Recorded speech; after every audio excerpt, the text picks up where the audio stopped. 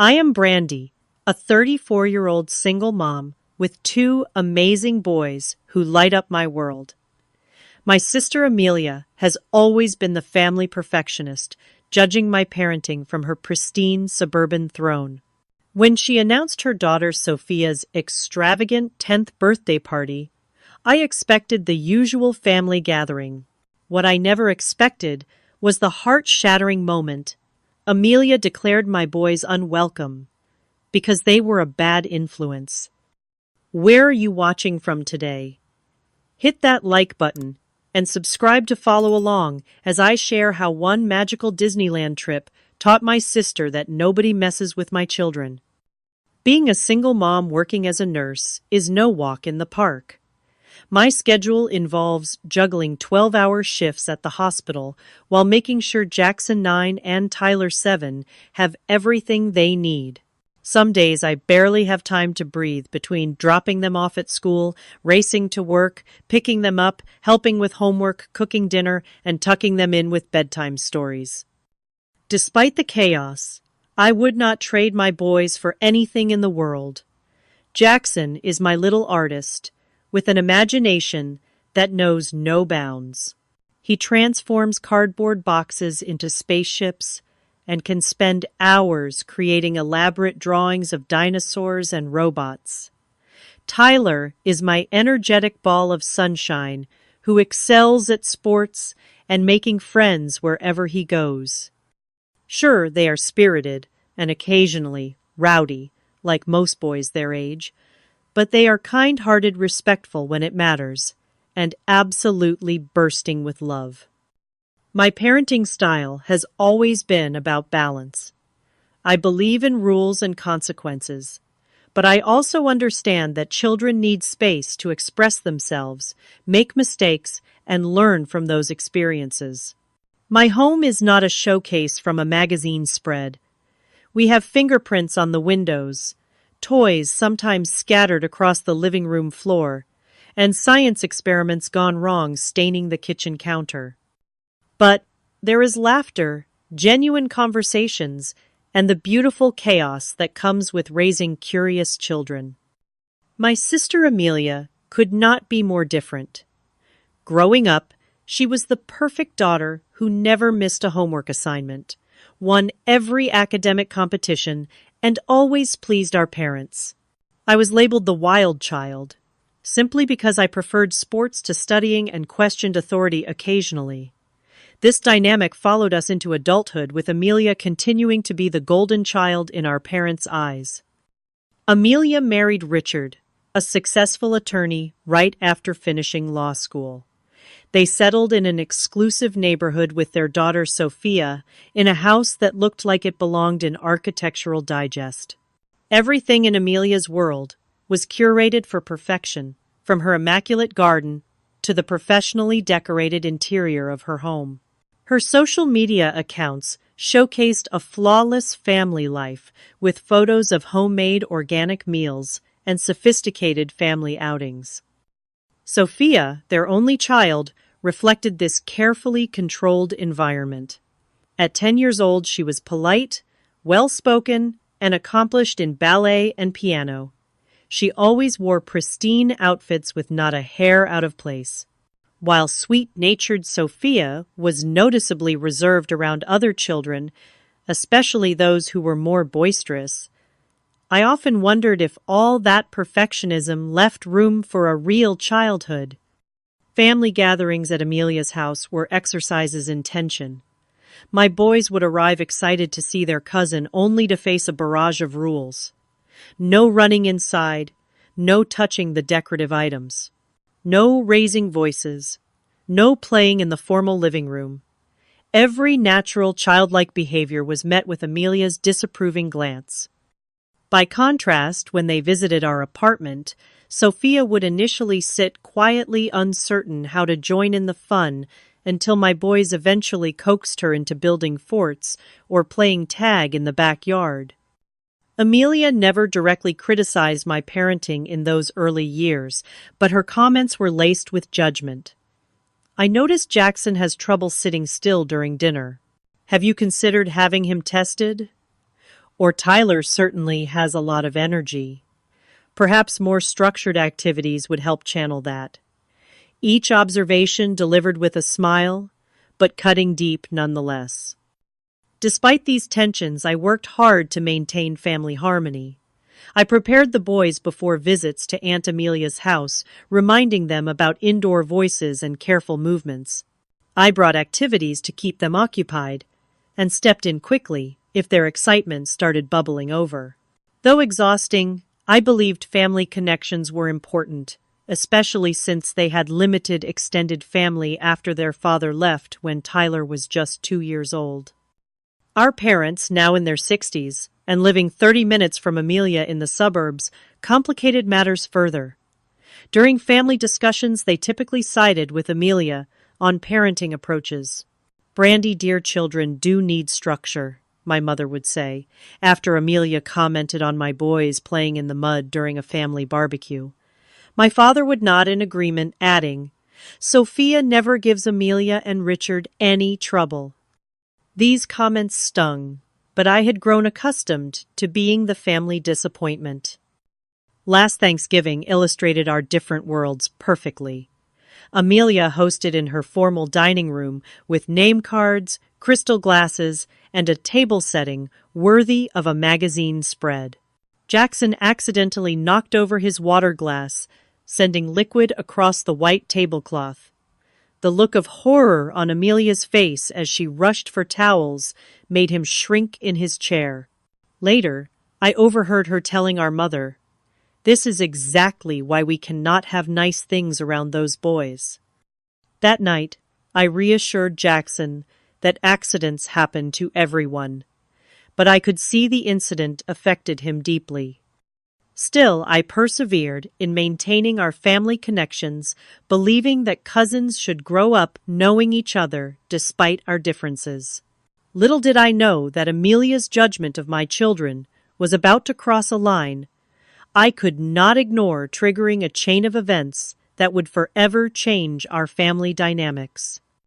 Every year, Sophia's birthday became an increasingly elaborate affair under Amelia's direction.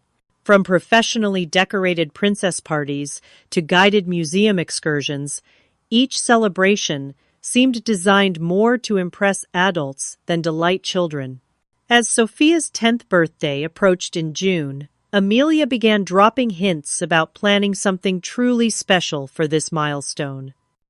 My boys adored their cousin despite the controlled nature of their interactions. When they heard about her upcoming birthday, they immediately wanted to create something special. One Saturday afternoon, our kitchen table disappeared under a sea of construction paper, markers, and glitter as Jackson and Tyler crafted homemade cards for Sophia. Jackson drew an elaborate picture of Sophia as a superhero, while Tyler created a card shaped like a birthday cake with 10 candles. Their excitement was contagious as they discussed what gifts they might save their allowance to buy. "Do you think Sophia would like the friendship bracelet kit at the store?" Mom Jackson asked, his face serious with consideration. "She always likes the ones I make at school." Tyler nodded enthusiastically. "And we could get her that unicorn book she was looking at when we went to the bookstore?" Their thoughtfulness toward their cousin warmed my heart. Despite the strained relationship with my sister, the children had formed their own bond, however limited their interactions might be. The following week, our parents invited the whole family for Sunday dinner at their house.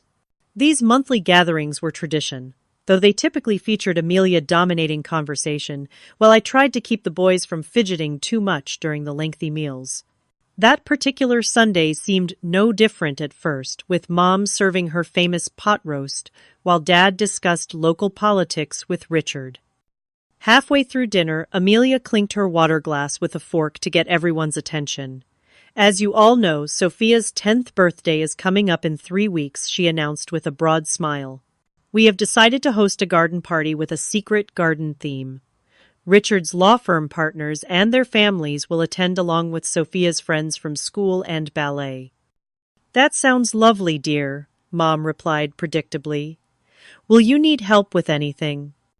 "Actually, I have hired an event planner," Amelia continued.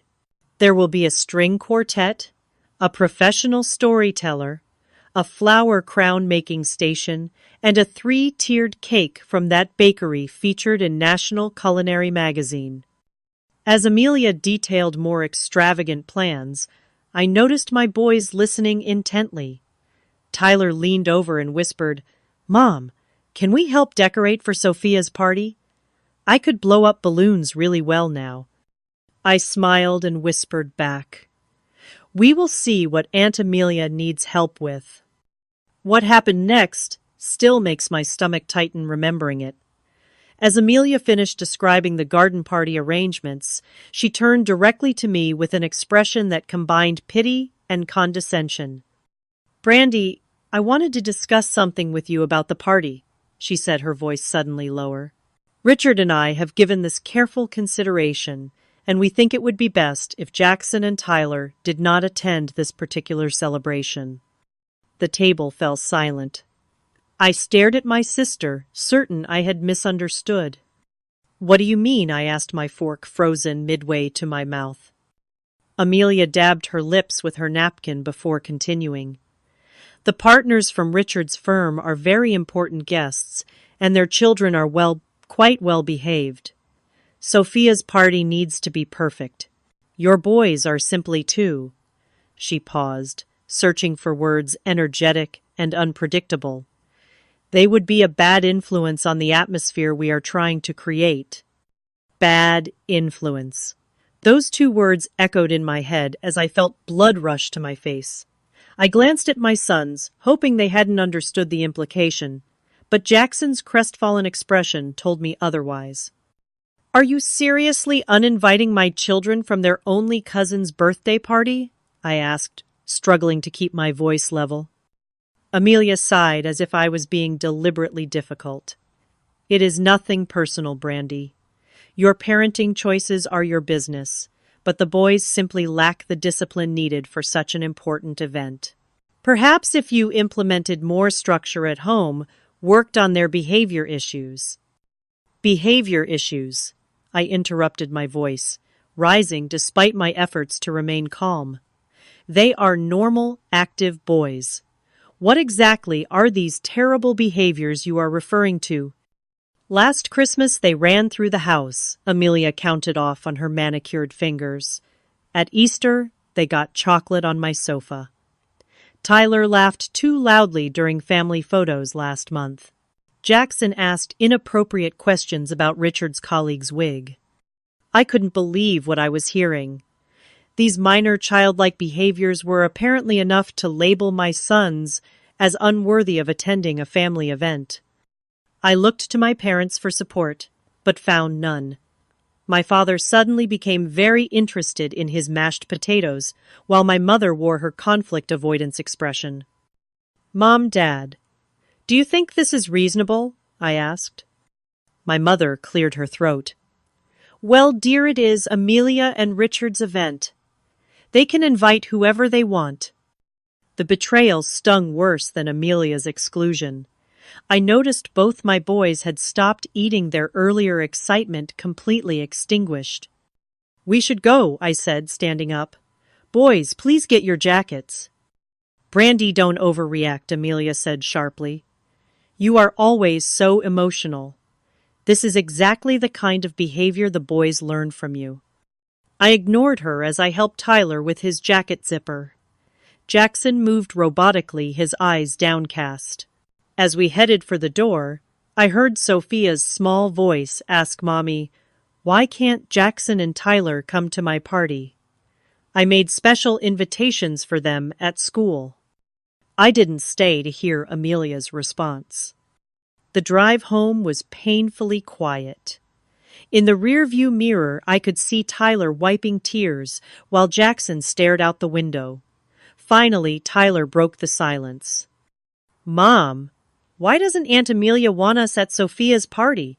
Did we do something bad?" His innocent question cracked my heart open. I pulled into a parking lot and turned to face my children. "No, sweetie. You and Jackson have done nothing wrong. Aunt Amelia just has different ideas about parties than we do." But Sophia is our cousin Jackson, said his voice, uncharacteristically small. Family is supposed to be together for birthdays. That is what you always say. I know, honey. Sometimes adults make decisions that do not make sense. Is it because I spilled juice on her rug last time Tyler asked, his bottom lip trembling? I said sorry 3 times. No, Tyler. This is not your fault or Jackson's. This is grown-up stuff that you should not worry about. But I could see the damage was already done. As we continued home, the boys quietly discussed the birthday cards they had made Jackson, suggesting maybe they should throw them away. That night, after tucking them in, I found myself sitting on my kitchen floor, crying silently with a mixture of hurt and rage. My children had been deemed unworthy by their own family, and I had failed to protect them from that judgment. Something had to change. This rejection was not something I could smooth over or ignore for the sake of family harmony. For the first time, I realized that maintaining peace at all costs was teaching my boys the wrong lesson. They deserved better, and somehow I needed to show them that. The morning after the disastrous dinner, I called in a favor with my coworker Diane to switch shifts so I could drop the boys at school and have some time to think. Once they were safely in their classrooms, I drove to a coffee shop and called Amelia, hoping a night of reflection might have changed her perspective. "Brandy, I am in the middle of client preparations," she answered, her voice, clipped and professional, as always. "This will only take a minute," I assured her. "I wanted to talk about yesterday. Surely you see how hurtful it was to exclude Jackson and Tyler from a family celebration." The sigh on the other end of the line was heavy with impatience. I thought I made myself clear. This is not just any party. Richard's senior partners will be there, people who directly influence his partnership track. We cannot afford any unpredictable elements. Unpredictable elements. They are children, Amelia. Your nephews, the only cousins Sophia has. Children who broke the crystal figurine Mom gave me last Thanksgiving, who constantly interrupt adult conversations, who cannot sit still during family dinners, Amelia countered. I have tried to be patient with your permissive parenting style, but some occasions require properly behaved children. Her words hit like physical blows. Properly behaved children, as opposed to what improperly behaved. My boys are kind, creative, and loving. They act like normal children their age. Perhaps normal in your social circle, Amelia replied, her voice dripping with condescension. But Richard and I have different standards. Even Mom and Dad agree the boys need more discipline. That stopped me cold. You discussed this with Mom and Dad before yesterday? Of course. They understand our position completely. Dad mentioned how Tyler threw pine cones in the garden during their anniversary party, and Mom said it was exhausting watching you constantly chase after them instead of having adult conversation. The revelation that my parents had been discussing my parenting behind my back sent a wave of betrayal washing over me. All those Sunday dinners where they had smiled and hugged the boys, all while judging them unworthy. Has anyone else been included in these discussions about my allegedly out-of-control children? I asked, my voice tight. Amelia hesitated just long enough for me to know the answer before she spoke. Cousin Janet mentioned the boys were quite rowdy at her son's graduation party. Aunt Patty said similar things about the family reunion.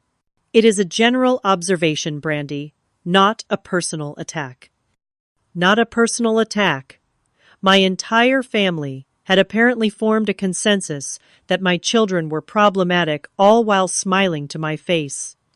I ended the call shortly after sitting in my car as the implications sank in. That evening, I received a call from my mother. Amelia told me you are upset about Sophia's party arrangements, she began without preamble. Upset, Mom. She called my children a bad influence and uninvited them from their cousin's birthday. Of course I am upset. Dear, You know how important Richard's career is to them. These law firm partners are very conservative people. Perhaps this is an opportunity to work on the boy's behavior. I could recommend that parenting book I mentioned last Christmas. I gripped my phone tighter. There is nothing wrong with my children's behavior. They are normal, active boys who occasionally make mistakes like all children do. Normal is subjective, Brandy. When you were growing up, we had clear expectations for public behavior. Remember how beautifully Amelia always conducted herself at family gatherings? Never a hair out of place, always using her please and thank yous. Yes, and look how well that turned out. She is so concerned with appearances that she is willing to hurt innocent children to maintain her perfect facade. My mother's voice hardened. That is unfair. Amelia has worked very hard for the life she has. If you had applied yourself similarly, perhaps you would not be so defensive about your choices. The conversation deteriorated from there, ending with my mother suggesting I needed to grow up and accept constructive feedback about my parenting. Over the next few days, the family divide grew deeper. My father called to express his disappointment in my overreaction. Aunt Patty texted, asking if everything was okay, saying she had heard about the situation with the boys from my mother. Even my cousin Janet, who I had always been close with, sent a message suggesting a parenting podcast that had really helped with her son's attention issues. The worst came when Jackson returned from school upset, saying his teacher had pulled him aside to ask if everything was okay at home. Apparently, my Aunt Patty's daughter worked at the school and had mentioned something about family concerns regarding my parenting. The gossip had spread beyond family into our community. That evening, I overheard Tyler asking Jackson in their bedroom, "Are we bad kids?" Grandma told me on the phone, "We need to learn better manners." Jackson's response broke my heart. "I think we must be. Everyone keeps saying we are too loud and messy. Maybe that is why Dad left." I stepped away from their door, tears streaming down my face. The innocent conversation revealed how deeply the family's judgment had affected them.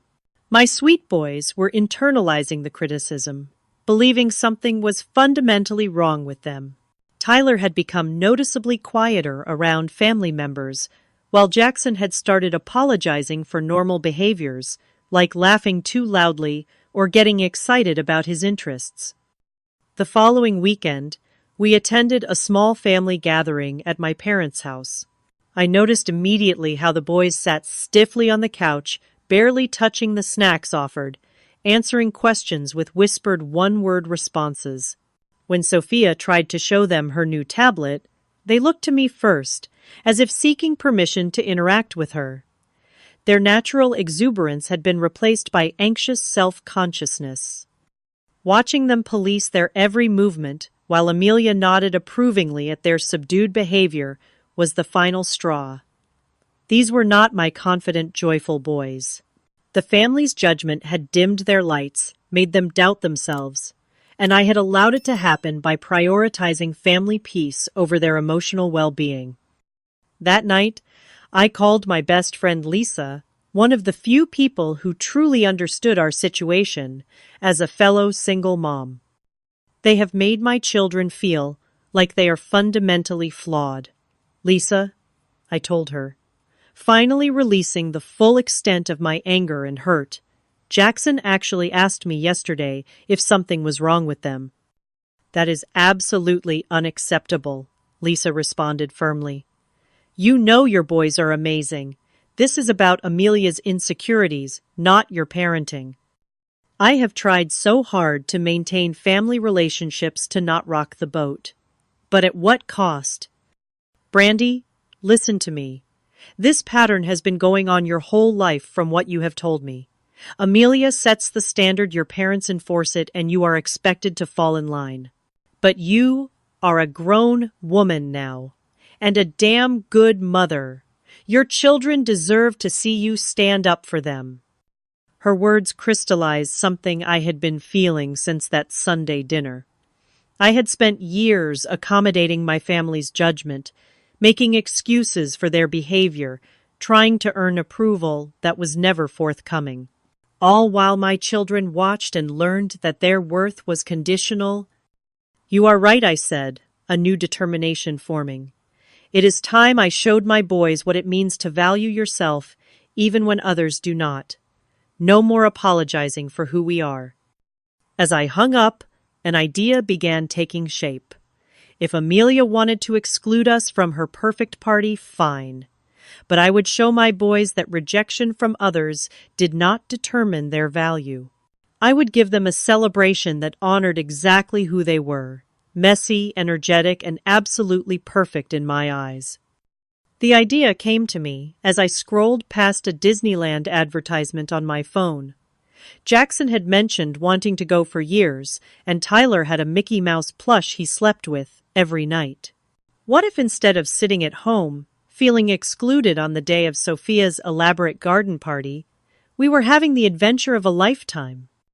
I pulled up the Disneyland website and checked the dates. The weekend of Sophia's party was actually perfect timing, falling during a promotional period with slightly reduced ticket prices. Still, the cost was significant for our single-income household. 3 days at Disneyland, including hotel park tickets, food, and souvenirs, would consume most of my modest savings.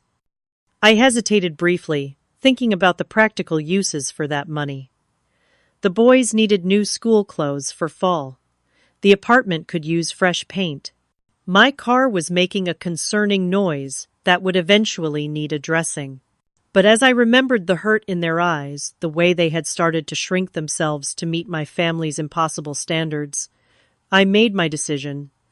This was an investment in their self-esteem, in showing them that they deserved joy and celebration exactly as they were. I booked the package deal before I could second-guess myself, scheduling our departure for early Friday morning before Sophia's Saturday afternoon party. The financial aspect sorted, I faced the logistical challenge of getting time off work. As a nurse working regular weekday shifts, requesting weekend days off usually required weeks of advance notice. I approached my supervisor, Maria, the next day, explaining the situation without revealing all the family drama. "My sister excluded my kids from their cousin's birthday party because she thinks they are too rowdy," I admitted. "I want to take them somewhere special that weekend to show them they matter." Maria, a mother of 4 herself, immediately understood. "Family stuff can be the hardest," she said sympathetically. "Let me see what I can do." Through a small miracle of scheduling and the generosity of my colleagues, we arranged coverage for my Friday and Monday shifts. Diane, who had been trying to get extra hours anyway, happily took my shifts in exchange for me covering hers the following week. With time off secured and reservations made, I faced the decision of when to tell the boys. I wanted to maximize their excitement, but was concerned about them accidentally mentioning it to family members before we left. 1 week before our trip seemed the perfect compromise. I spent that week secretly preparing, ordering special Disney t-shirts for each day, purchasing travel snacks, and researching the best attractions for their age groups. I created a folder with printed maps, reservations, and a loose itinerary that balanced structure with plenty of room for spontaneous fun. Meanwhile, Amelia continued planning Sophia's party, oblivious to my counterplot. She called twice that week, once to inform me that she had told Sophia we would be unable to attend her party, and once to ask if I could pick up some specialty party supplies from a store near my apartment. I agreed to the errand, maintaining the pretense that everything was normal, while secretly counting down the days until our escape. 5 days before our trip, my mother called to apply more guilt. "Sophia asked again why her cousins will not be at her party," she reported. "Amelia told her you had other commitments that day." "I hope you are not deliberately scheduling something just to be difficult, Brandy." "The boys and I have plans," I replied vaguely. Important plans that cannot be changed. More important than family. What could possibly be so important that you would miss your only niece's birthday? I swallowed my initial angry response. Mom Amelia made it very clear that my children are not welcome at this event. She cannot expect me to drop them off somewhere while I attend alone. Well, Janet said she would be happy to watch them for a few hours so you could at least make an appearance. The casual cruelty of this suggestion that I should leave my excluded children with a babysitter to attend the very event they had been deemed unworthy of left me momentarily speechless. That will not be necessary, I finally managed. We already have plans. The evening before I planned to tell the boys about our trip, I found Jackson sitting quietly in his room working on something at his desk instead of playing video games during his usual screen time. "What are you working on, buddy?" I asked. He quickly covered the paper with his arm. "Nothing." Gently, I moved his arm to reveal a carefully drawn birthday card for Sophia, even more elaborate than his first attempt. This one featured Sophia, surrounded by butterflies and flowers, with "Happy 10th birthday to the best cousin" written in his neatest handwriting. "I thought you weren't invited to the party," I said softly. Jackson shrugged, not meeting my eyes. "I am not. But she is still my cousin. I thought maybe we could mail it or something." His kindness in the face of rejection made my decision feel even more right. These were not badly behaved children. They were compassionate, thoughtful boys who deserved to be celebrated, not criticized. The next morning, I woke them up with Mickey Mouse-shaped pancakes for breakfast. As they sleepily stumbled to the table, I placed Disney park maps beside their plates. "What are these for?" Tyler asked, rubbing his eyes. "Those are to help you plan which rides you want to go on first," I answered casually. It took a moment for my words to register. Jackson looked from the map to me and back again, his eyes widening. "Mom, are we going to Disneyland?" he whispered, as if saying it too loudly might make the possibility disappear. "Yes.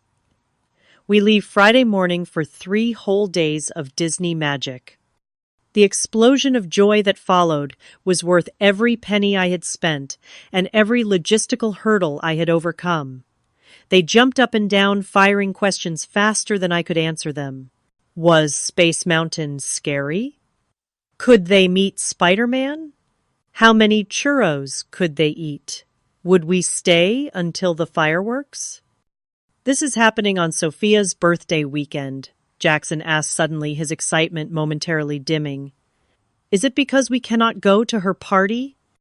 I sat down, pulling them both close. "Partly yes, but mostly because you two deserve a special celebration just for being the amazing boys you are. Sometimes when people make you feel bad about yourself, the best response is to go create your own joy." Their excitement renewed, they spent the evening poring over the park maps, creating detailed lists of must-see attractions. I watched them plotting their adventure, their recent subdued behavior completely gone, replaced by the vibrant enthusiasm that was their natural state. The next day, I carefully packed our suitcases while they were at school, hiding them in my closet. That evening, Amelia called again about party preparations.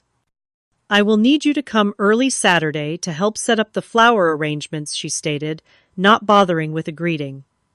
"The florist is delivering at 9, but they will need assembly." "I cannot help with setup, Amelia. As I told Mom, we have plans this weekend." "What plans could possibly be more important than family?"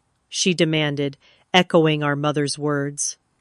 "You made it clear my family is not welcome at your event," I replied evenly, "so my family will be elsewhere."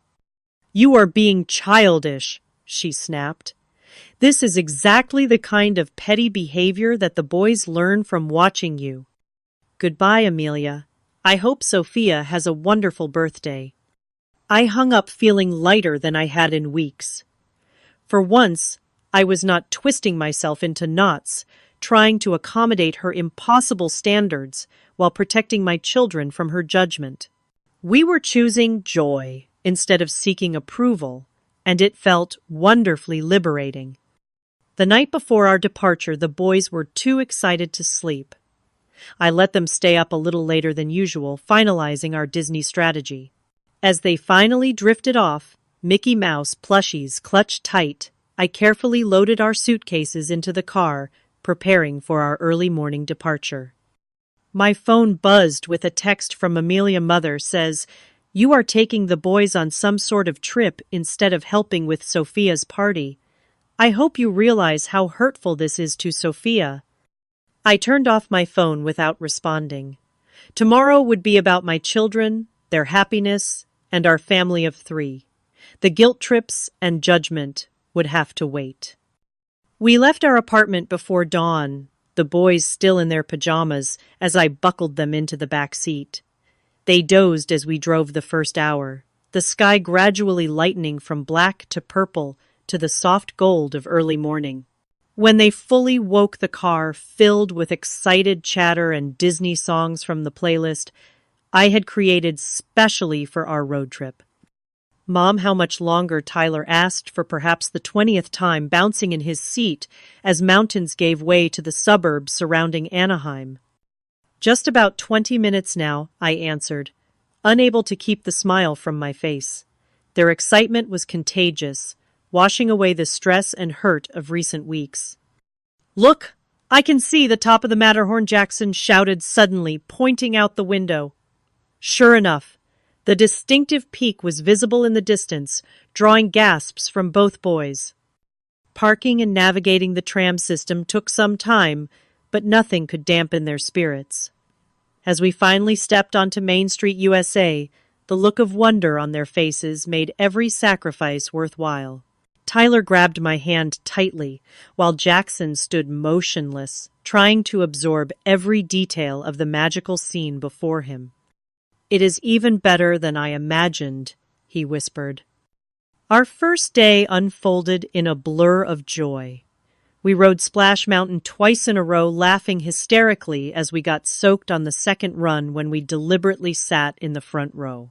We spun on teacups until we were dizzy, waited patiently to meet Mickey and Minnie, and collected character autographs in the special books I had bought them. What struck me most was how well-behaved my supposedly undisciplined children were. They waited their turns in lines without complaint, said please and thank you to every cast member, and even helped a younger child who dropped her popcorn by offering some of theirs. These were the same boys my sister had deemed too rowdy and unpredictable to attend a garden party. Throughout the day, I took dozens of photos and videos capturing their delight as they experienced the magic for the first time. While waiting in line for Peter Pan's flight, I uploaded a few pictures to my Instagram with the caption, "Day 1 of our surprise Disney adventure, making memories with my amazing boys." Within minutes, my phone began buzzing with notifications. Family members, friends, and coworkers all expressing surprise and delight at our unexpected trip. I noticed my mother had commented, "This seems very last minute. Hope everything is okay." Her subtle dig at my spontaneity and implied financial irresponsibility might have bothered me before, but surrounded by my children's happiness, it barely registered. We ended our first day with dinner at a restaurant where princesses visited each table. Tyler, despite his earlier claims that princesses were just for girls, was completely starstruck when Snow White asked about his favorite part of the park. Jackson engaged Cinderella in a serious discussion about how her glass slippers stayed intact when regular glass would shatter under walking pressure, making the princess laugh delightedly at his scientific curiosity. Back at our hotel, exhausted but exhilarated, the boys fell asleep almost instantly. I checked my phone to find 3 missed calls from Amelia and 1 from my mother. There was also a text from Sophia sent from Amelia's phone. "Where are you? I miss my cousins." That one tugged at my heart, knowing Sophia was an innocent party in all this. I decided to respond to Sophia's message with a photo of Mickey Mouse and a promise to bring her back something special, but I ignored the other calls. Tonight was not about family drama. It was about savoring the pure joy we had experienced. The second day of our adventure dawned bright and clear. The boys woke with renewed energy, ready to conquer California adventure. We rode the Guardians of the Galaxy attraction, braved the Incredicoaster, and met superhero characters that left Jackson speechless with admiration. Each magical moment erased a little more of the hurt that had been inflicted on them. Around 2 in the afternoon, right when Sophia's garden party would be starting, I gathered the boys for a special photo in front of Sleeping Beauty's castle.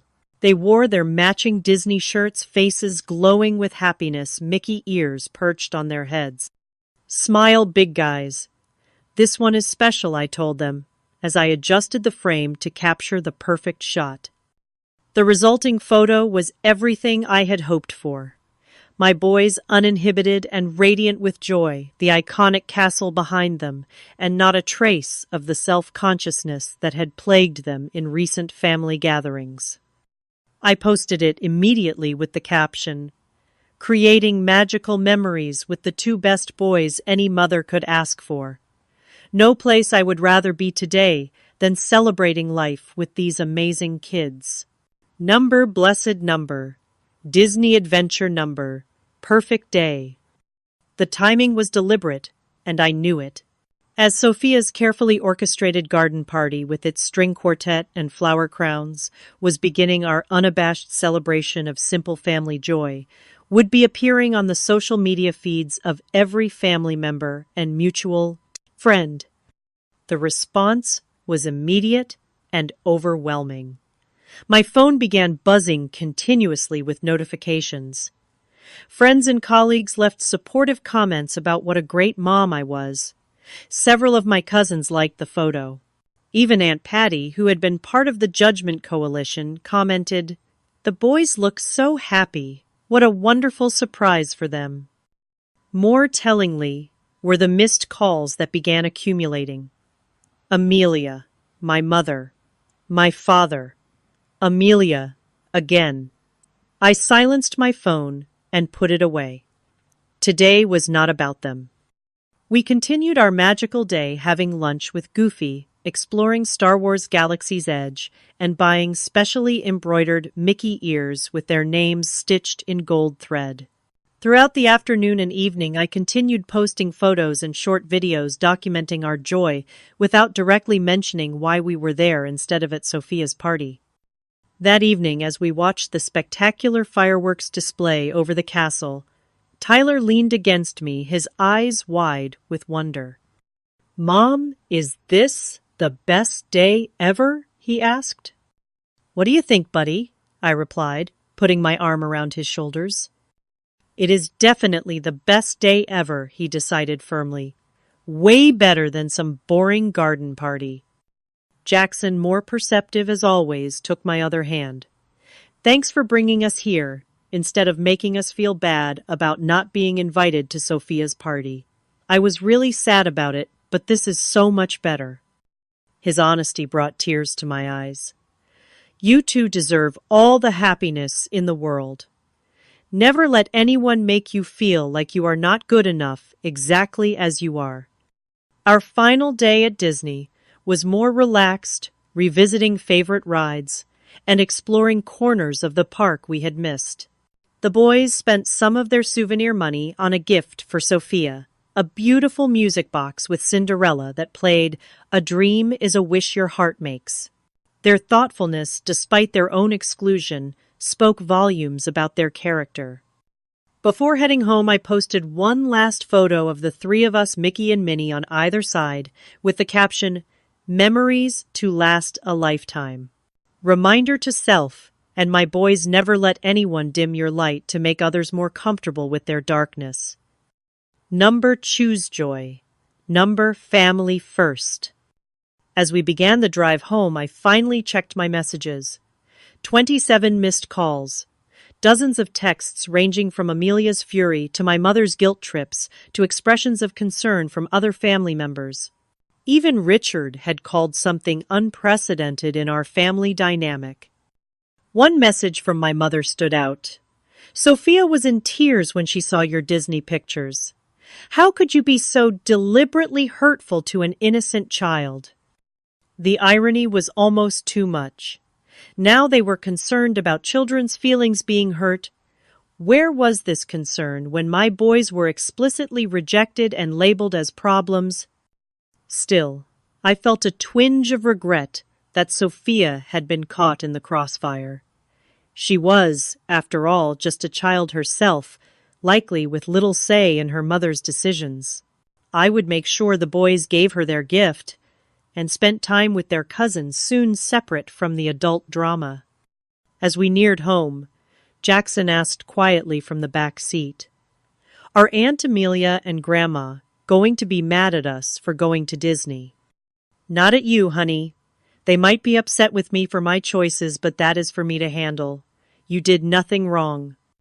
"But we had the best time ever," Tyler added, confused by the potential conflict.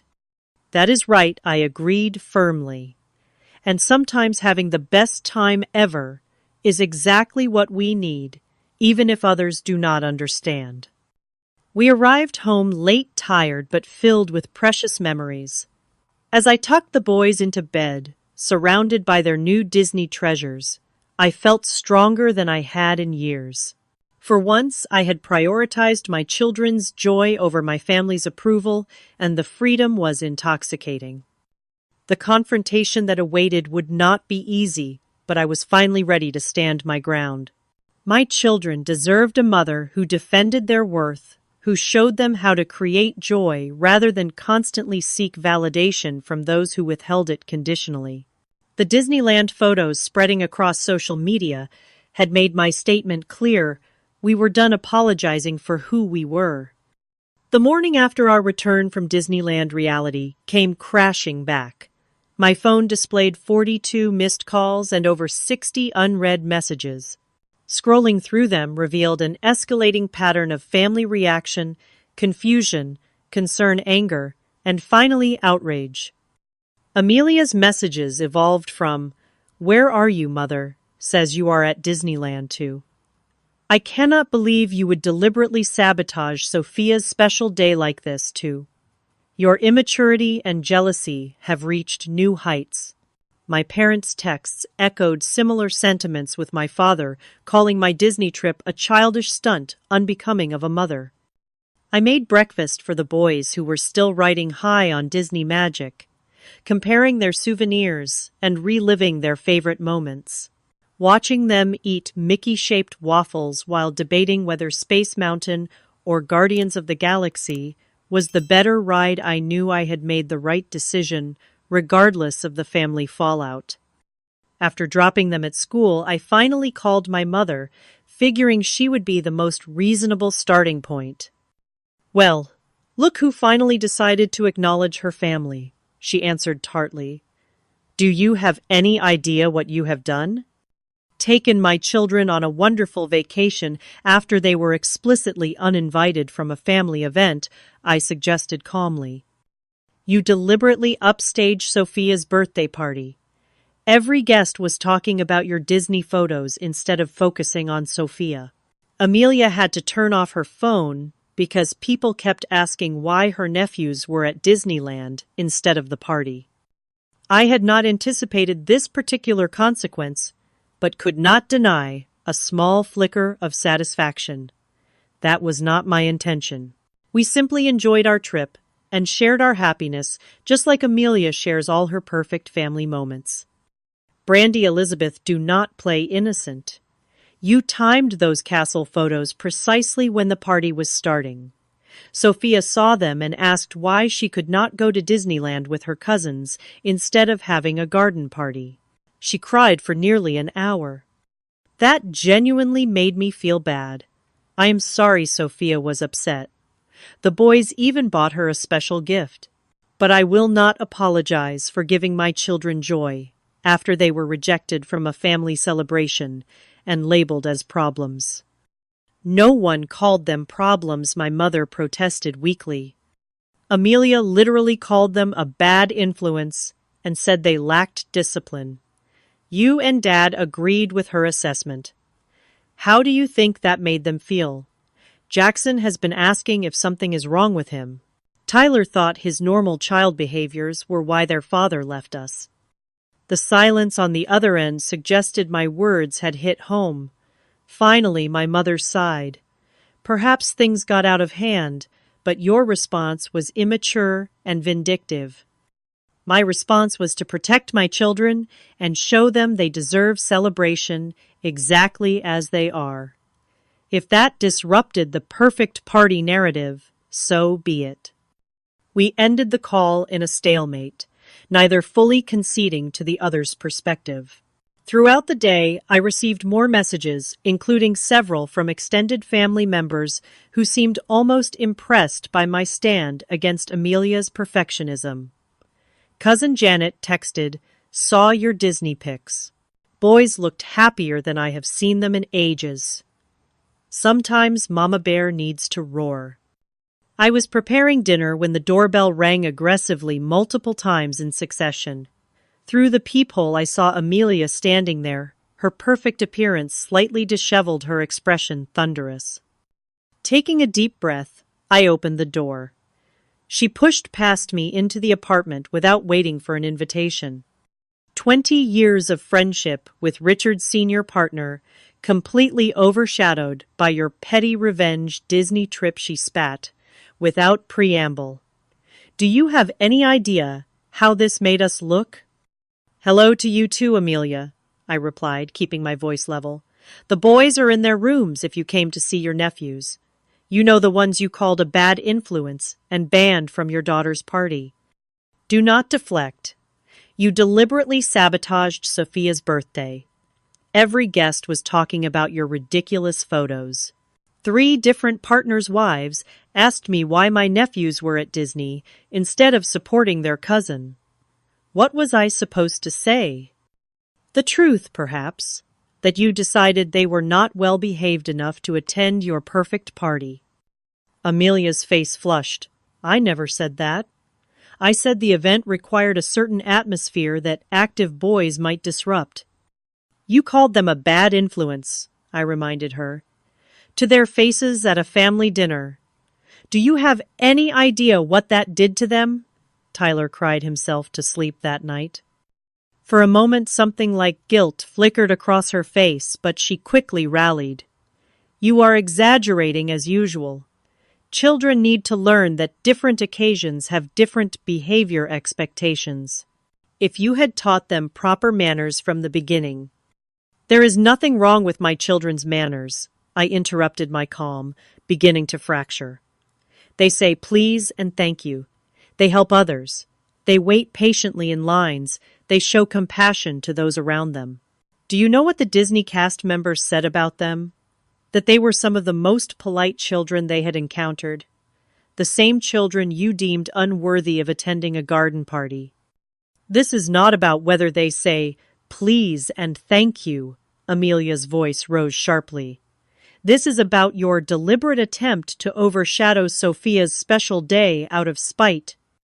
No, this is about you excluding my children from a family event because they did not fit your perfect image.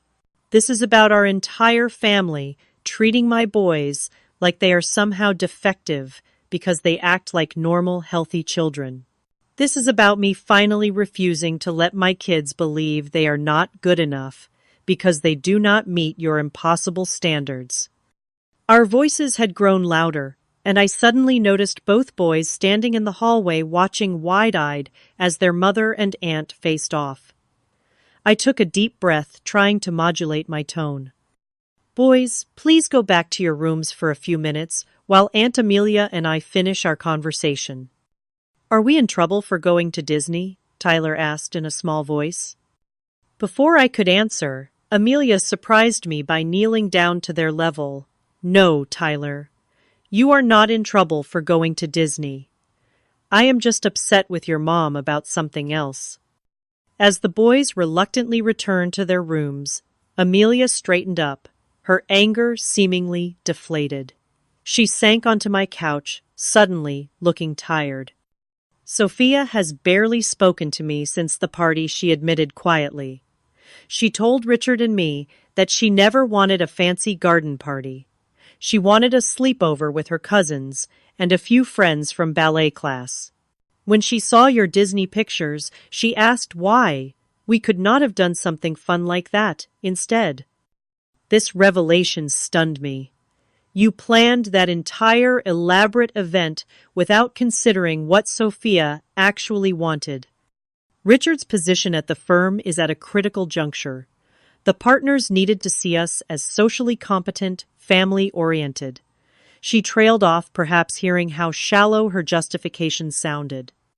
So you sacrificed what your daughter wanted for your husband's career advancement and excluded my children in the process. Amelia looked away. It was not supposed to happen like this. I thought a sophisticated party would impress Sophia, too. All her classmates talked about it for weeks beforehand. Did you even ask her if she wanted her cousins there?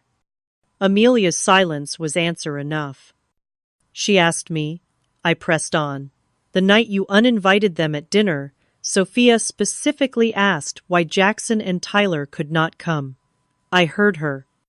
She made them invitations at school, Amelia admitted quietly. She had them hidden in her desk. I found them when I was checking her homework. She cried when I explained they would not be attending. The realization hit me. This was never about the boys being a bad influence. You were embarrassed by them. You were worried they would not impress Richard's colleagues with their polite conversation and perfect manners. Children at these kinds of functions are expected to be seen and not heard, Amelia said defensively. Your boys are wonderful, but they are exuberant and unpredictable. I could not risk Richard's partnership track.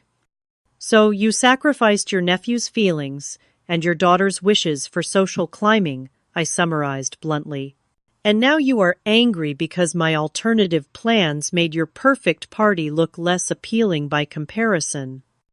Amelia stood up abruptly. You have no idea the pressure we are under, the standards we have to maintain. Everything is a competition in our circle. That sounds exhausting, I said genuinely.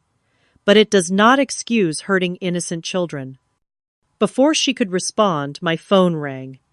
It was my father, his name flashing on the screen. I answered, putting it on speaker. Brandy is your sister there. She left our house in quite a state after seeing more of your Disney pictures. Yes, she is here. We are discussing the situation. My father's sigh was audible. This has all gone too far. Your mother and I have been talking, and we owe you an apology. His words shocked both Amelia and me into silence. We should have spoken up when Amelia suggested excluding the boys from the party. We knew it was wrong, but we did not want to cause conflict. That was a mistake. I sat down unprepared for this turn of events. Thank you for saying that, Dad. The boys are good kids, Brandy. Energetic, yes, but good-hearted. We should have defended them, and you. Instead, we enabled a hurtful situation. Amelia stared at the phone, visibly processing our father's unexpected stance. After he hung up with promises to talk more soon, she gathered her purse, her movements stiff and controlled. I should go. Richard is waiting in the car. At the door, she paused. The boys bought something for Sophia. A musical Cinderella jewelry box. They spent their souvenir money on it. Something softened in her expression. Perhaps they could come over this weekend to give it to her. She has been asking about them. It was a small olive branch, but I recognized it for what it was. They would like that. And Amelia, next time just ask Sophia what she actually wants for her birthday. After she left, I called the boys out from their rooms. They emerged cautiously, clearly having heard portions of our heated exchange. Is everything okay? Mom Jackson asked. Aunt Amelia seemed really mad. I pulled them both into a hug. Everything is going to be fine. Sometimes adults have disagreements, but we work through them. The important thing is that I am incredibly proud of both of you, and nothing will ever change that. Even when we are loud or messy, Tyler asked. Especially then, I assured him, because that is part of being a wonderful, curious, energetic child. And I would not change either of you for all the perfect garden parties in the world. As they returned to their rooms, comforted by my words, and the promise of delivering Sophia's gift personally, I reflected on the confrontation. It had been painful and raw, but perhaps necessary. For the first time, I had refused to accept my family's judgment of my parenting or my children. And unexpectedly, that stance had begun to shift the power dynamics that had controlled our family for decades. The 2 weeks following our confrontation passed in strange, tense silence. No calls from my parents, no group texts from Amelia about family gatherings. It was as if the family was collectively processing the dramatic shift in our usual dynamics. Part of me worried about permanent damage to relationships, while another part felt relief at the break from constant judgment. The silence was broken by an unexpected text message. Not from Amelia or my parents, but from 10-year-old Sophia using her mother's phone. Hi, Aunt Brandy. Can Jackson and Tyler come play at the park on Saturday? I miss them. Her simple request melted some of the lingering tension in my heart.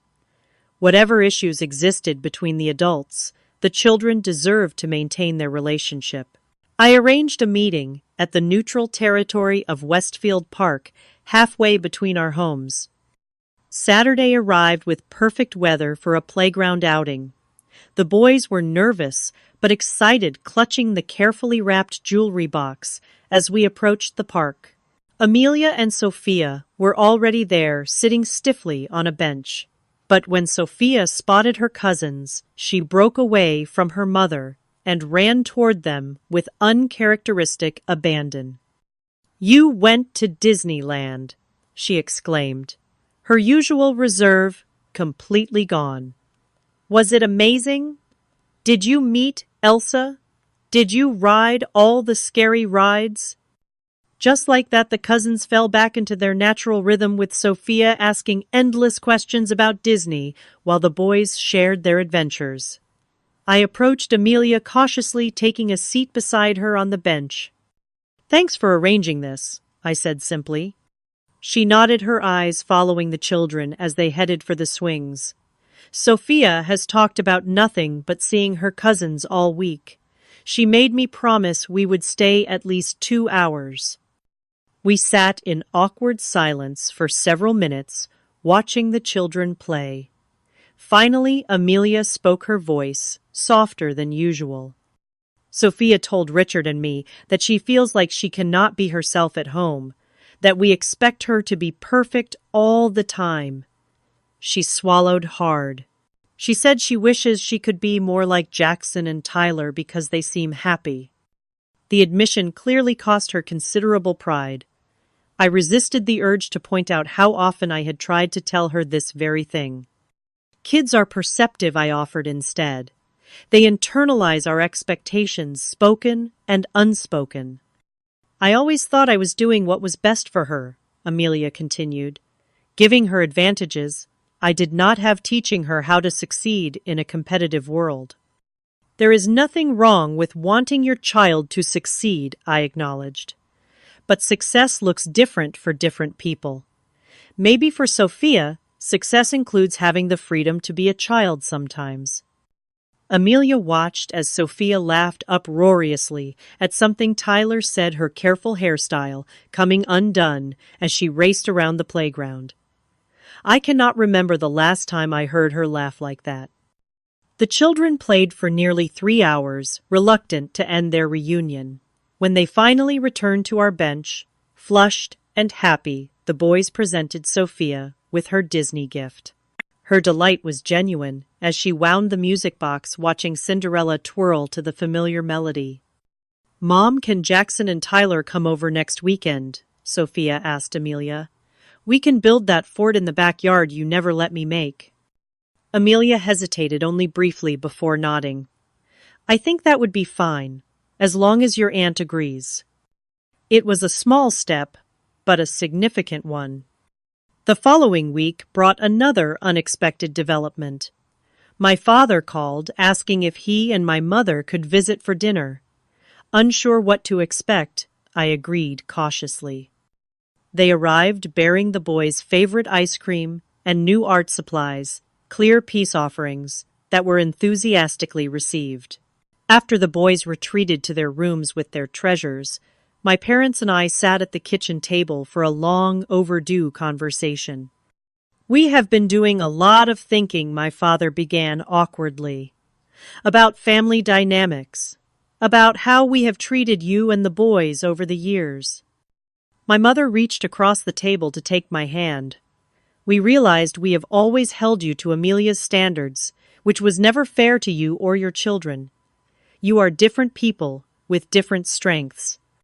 We enabled a situation where Amelia's preferences and judgments became the family standard," my father continued. "That was wrong, and it hurt you and the boys." Their acknowledgement brought unexpected tears to my eyes. For years, I had craved this recognition, this validation that my different approach to life and parenting was not wrong, just different. "The boys are wonderful children," my mother added. "Energetic and spirited, yes, but also kind and thoughtful. We should have defended them when Amelia excluded them from the party. We are sorry." The apology, though overdue, was healing. We talked for hours that night, honestly addressing patterns that had existed since my childhood. They listened as I explained how their constant comparison of me to Amelia had shaped my self-image, and how their criticism of my parenting had affected my confidence as a mother. Though uncomfortable, the conversation laid groundwork for a healthier relationship moving forward. 6 months after the Disney trip incident, our family landscape had shifted significantly. The boys now visited Sophia regularly, sometimes at her house, where Amelia had gradually relaxed some of her strictest rules. One surprising afternoon, I arrived to pick them up and found all 3 children covered in mud from an enthusiastic gardening project, with Amelia laughing instead of fretting about the mess. The most unexpected change came from Richard, who confessed during a family barbecue that he had always thought my boys were perfectly normal children. Truth be told, he admitted quietly while helping me carry dishes to the kitchen. "I grew up much more like your boys than Amelia knows. My parents let me climb trees and make noise. All this perfection stuff comes from Amelia's insecurities, not mine." His insight helped me understand my sister better. Her drive for perfection wasn't malice, but fear. Fear of not measuring up, of losing control, of failing at the impossible standards she had set for herself and, by extension, her family. Gradually, Amelia began showing small signs of relaxing her grip on her carefully constructed image. She posted candid photos of Sophia with messy hair and ice cream on her face. She admitted during a sister's lunch that she had started seeing a therapist to address her anxiety about perfection. She even asked me somewhat hesitantly for advice when Sophia expressed interest in soccer, an activity Amelia knew nothing about. Most telling was the change in Sophia herself. After spending more time with her cousins in an environment where she could be herself, she blossomed. The reserved, always proper child developed a silly side, discovered a love for building things, and started standing up for her own preferences more often. Amelia reported with a mixture of pride and bewilderment that Sophia's teacher had commented on her increased confidence and leadership skills. As for my boys, they healed from the rejection more quickly than I expected, bolstered by our Disney adventure and the subsequent changes in family dynamics. They remained their authentic selves, energetic, occasionally messy, always curious, but now, without the shadow of family judgment hanging over them. Jackson stopped apologizing for his enthusiasm, and Tyler no longer asked if he was being too loud during family gatherings. My own journey of healing took longer. Years of internalizing family criticism had left deeper marks than I realized. With encouragement from Lisa, I started therapy to address my people-pleasing tendencies and learn to set healthier boundaries. I practiced speaking up when comments felt judgmental rather than swallowing my feelings to keep the peace. The Disney photos remained displayed prominently in our apartment, reminders of the weekend that had catalyzed such significant change. Occasionally, I looked at them and marveled at how a single decision to prioritize my children's joy over family approval had rippled through all our relationships. On a warm Sunday afternoon, almost a year after the infamous Disney trip, our extended family gathered at a local park for a picnic. As I watched the children playing freely, the adults conversing without the undercurrent of judgment that had previously defined our gatherings, I reflected on the lessons of the past year. I had learned that sometimes standing up for your children means rocking the boat even when every instinct tells you to maintain peace. That healthy relationships require honest communication, even when those conversations are difficult. That long-established family patterns can change, but only when someone is brave enough to break the cycle. Most importantly, I had shown my boys that they were worth fighting for exactly as they were. Not perfect, not always quiet or clean or conventionally well-behaved, but perfectly themselves. The confidence this knowledge gave them was evident in how they moved through the world, secure in the understanding that their worth was not conditional on meeting others' expectations. As the sun began to set on our family gathering, Jackson approached me with a thoughtful expression. "Mom, remember when Aunt Amelia said we were a bad influence and could not go to Sophia's party?" "I do, buddy," I answered, wondering where this was going. "I think it turned out okay in the end," he said, surprising me. "We got to go to Disney, and now Sophia gets to have more fun because Aunt Amelia is not so strict anymore. Sometimes bad things turn into good things, right?" His simple wisdom struck me deeply. You are absolutely right. Sometimes the hardest moments lead to the best changes. He ran off to rejoin the game, leaving me with a profound sense of gratitude for the journey we had taken. The pain of rejection had ultimately led to healing not just for my children, but for our entire family system. By refusing to accept the narrative that my children were somehow less worthy, I had helped create space for all of us to be more authentically ourselves. The magic had never been in Disneyland itself, though those memories would be treasured forever. The real magic was in showing my boys that they were worth standing up for, worth celebrating, worth choosing joy over approval. That lesson would serve them long after the Disney glow faded, guiding them toward authentic lives built on self-worth rather than external validation. Have you ever had to stand up for your children against family judgment? Or maybe you were the child who needed someone to stand up for you. Share your experiences in the comments below.